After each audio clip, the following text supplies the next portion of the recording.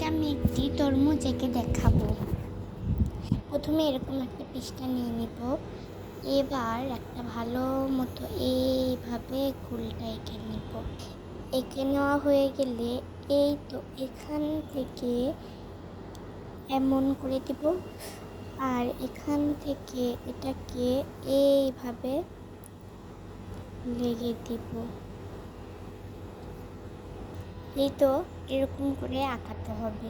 কেউ ভাববেন না যে আমি ছাপ দিয়েছি, আমি কোনো ছাপ দিইনি। এইবার তাকে এরকম করে এভাবে দিতে হবে। এরপরে এই তো এখান থেকে এমন করে একটা এমন করে দিব, আবার এটাকে এমন করে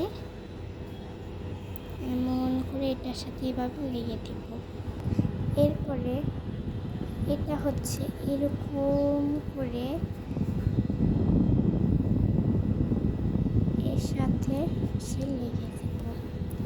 দেওয়ার পরে এটা এমন করে একটু দিয়ে দিব।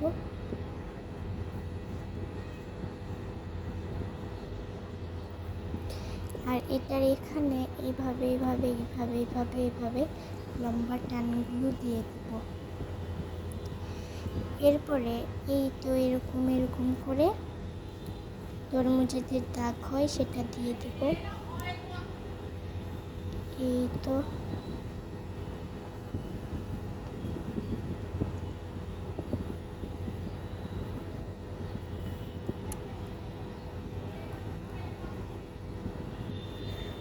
আবার এই তো এখান থেকে ধরে এরকম এমন করে এখানে দিব।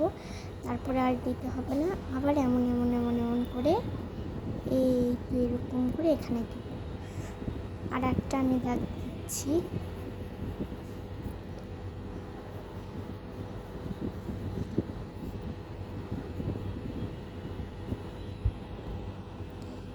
এই তো হয়ে গেল।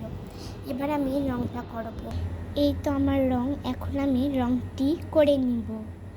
প্রথমে সবুজ কালার দিয়ে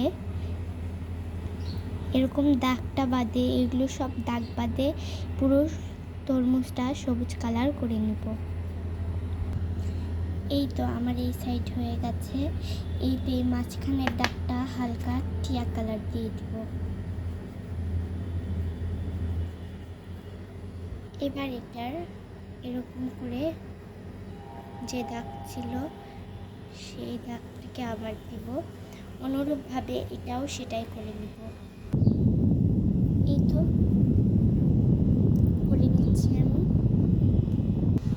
এবার এটার কালার দিব এই টিয়া কালার এবং এই সবুজ কালারটা মিক্সড করে দিব।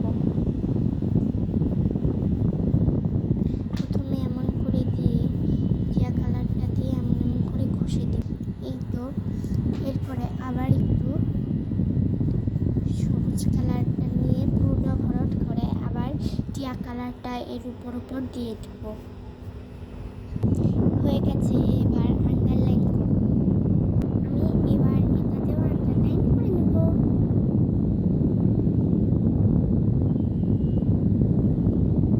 এবার দেখতে পাচ্ছেন সবাই, এটাকে আমরা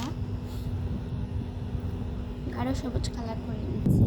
এবার এটাকে এই তো লাল কালার করে নেব।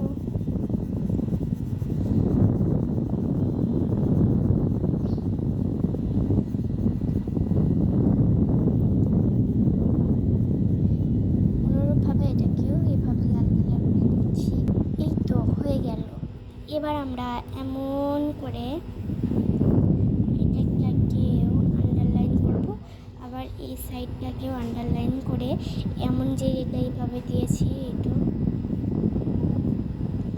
সেটা দিয়ে দিব। আর এটার এমন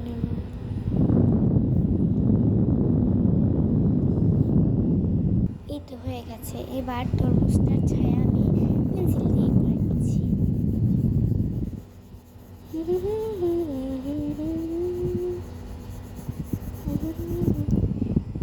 এবার হাত দিয়ে এমন করে একটু